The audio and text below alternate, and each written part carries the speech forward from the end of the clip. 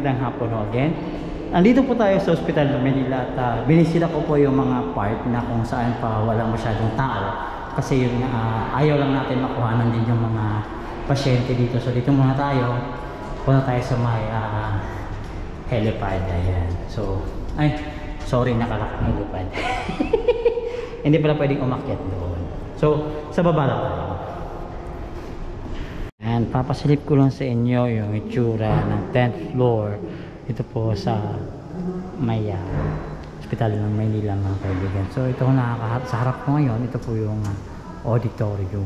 So bababa tayo, ito yung elevator nila. So ang dalawang elevator po ito, meron po for employees, meron din sa mga patients and visitors. Ayan kaibigan. So ito po ay ang office ng Chief of Clinics, mga offices po. So ito dito din yung Human Resource.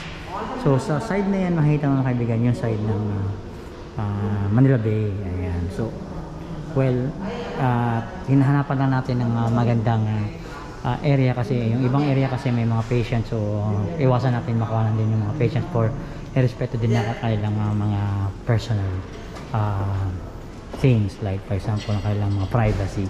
So ayan, dito tayo at i-cover natin ito more mamaya. So nandito din pala yung office ng mga employees, breastfeeding room, assistant director's office, director's conference room, director's office, accounting budget, and blah blah blah and more. Kabilang side naman, nandito po yung comfort room, meron chief nurse, office ng chief nurse training, nursing service office, HIPCO, chief of clinics, and yung resource. So ito po yung 10th floor.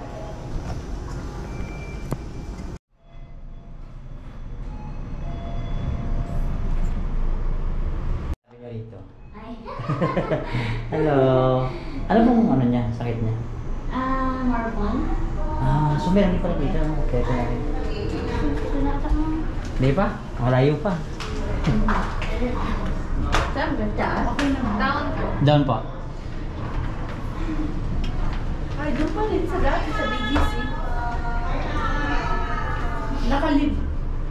Nakalib muna ako. Araw-araw check up niya. Linggo-linggo. Hindi naman. Pag tinawagan na ako. Okay. Hindi, huwag ka na lang mag-message doon. Gagaling na yan. Huwag ka na lang mag-message doon. Anong gagawa?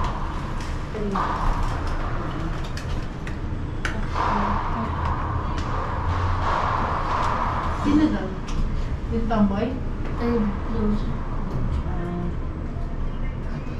Si Jessica? Oh, yun, si Jessica. Oo. I-unfriend mo na lang sila. Alright. Sige po.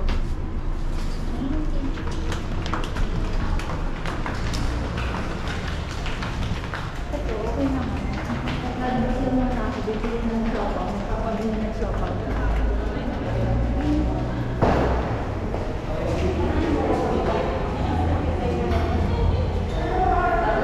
So ito yung entrance ng Ospital ng Maynila. Ano ba? Hi.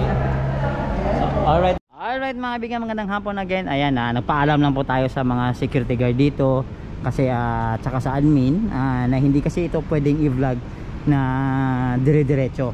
Kailangan mo pa magpaalam sa mga nakakataas o sino po nasa sa posisyon na nag-aalaga o nag-maintain itong Ospital ng Manila. Kasi yung mga kaibigan, ito, nandito po tayo para ipinapakita ko na sa inyo ang magiging update. Ito pong side na to, ito po yung old na hospital ng Ospital ng Manila. Dito po rin sa may tabi lang to ng bagong building ng bagong ospital. So ngayon iniikot ko kayo dito at dito sa park dahil nga iniiwasan lang natin ang tawag rito, iniiwasan lang natin itong mga patient na makuha na ng video kasi nga pinagbabawal, which is tama naman. Respect the rules and regulation ng bawat mga kumpanya o mga like hospitals, kasi ang hospital mga kaibigan is napaka-stricto talaga pagdating sa policy. For example, nasa public pa, kasi yun nga, may baka may makuhanan o baka may may mga taong mabibidyoan at sila ay magrereklamo dahil sa kanilang privacy. But ngayon mga kaibigan, balikan natin. Ito yung proyekto na pinagawa ni Yorme Isko, na pinagpatuloy ni Mayora Hani Lacuna Pangan at ni Vice Yul Servo. So mga kaibigan, sa taas po niyan mayroon pong park dyan. Meron din pong park dyan sa taas. At meron ding sa side na to, dito, nandyan yung parking area.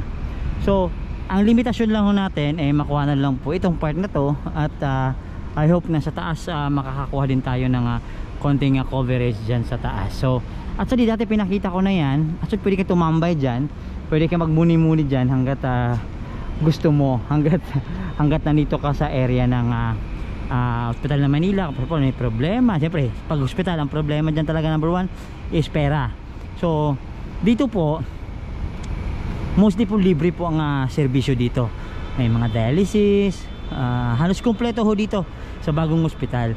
Kaya kung gusto mong dito, actually sabi ko nga hindi naman to hospital hotel to Kaya kwento nga kanina, pag nakita nyo sa unang vlog ko, makikita nyo, matatawa talaga kayo kasi marami pala mga pasyente dito na okay na sila, magaling na sila, pero ayaw pa rin umuwi mga kaibigan dahil nga itong pasilidad na ito mga kaibigan, kompletong kompleto, aircon, maganda ang kwarto, maayos. Naalala nyo dati yung mga pinapakita ni Yorme, ang ganda ng lugar, 'di ba? Maayos, masistema, malinis. Ayun. So mga kaibigan, yun lang, ang pag-vlog po dito ay talagang napaka stricto. Hindi po pwedeng pasok ka lang ng pasok dito kasi talagang sisitahin ka ng mga gwardiya. Well, thank you ako, nagpa-thank you ako kay Manong Guard doon sa dulo na sinitaman tayo, pero kinonfirm niya, maganda yung approach niya. Sabi niya sa akin, sir, dahil may nagrereklamo na mga staff o na may nagpa-vlog daw, kung pwede daw i-confirm. So pina-confirm naman, which is napaalam tayo ng maayos na tayo pinayagan, pero sa limited na area lamang. So, pero dito sa side na to, ipapakita ko lang ang sitwasyon dito. So ito yung Hospital ng Manila again. So kami dagdag lang po sa ating vlog. At nakapunta po tayo dito sa may unang palapag. Ayan, sa first floor, na kung saan pwede kang papahinga o magmuni-muni if nasa times ka ng alam mo yun, namumblema ka dahil sa siyempre ang pagkain, gamot, minsan doon ang nagiging problema, even though na libre, pero siyempre meron ka rin magagastos. Anyway, thank you din pala sa mga konsehal ng Lungsod ng Manila, dahil sa inyo hindi din to magagawa tong proyekto. So ito mga kaibigan, wala pong ginalaw dito mga kaibigan ng mga puno, Nara, kasi ang Nara is hindi pwede pong tanggalin talaga yan o putulin ng basta-basta. Kailangan mo magkaroon ng permit para ito ay maputulang sanga o tatanggalin o lilipat. Ayan. So ito po yung sa taas na to. Ito yung area na to. O, di ba? Ang ganda ho rito. Pwede kang umupo dito. Ayan. O. Tsaka ang ganda ng building, oh. Oh. Diba? Maayos. O, diba? Yan ang Hospital ng Manila. O, talagang pinaganda talaga to ni Isko Moreno. O, diba? Ayan, oh. Oh. So you see? Ayun. Ayan mga kaibigan. So dito tayo. Tuloy-tuloy tayo sa ating pagbabalita. Yun, no? Diba? Ang ganda, diba? Oh, diba? Ito yung sa baba kanina, yung tinambayan natin. So ito naman yung sa may unang palapag. So anyway mga kaibigan, pinakita ko na po sa inyo.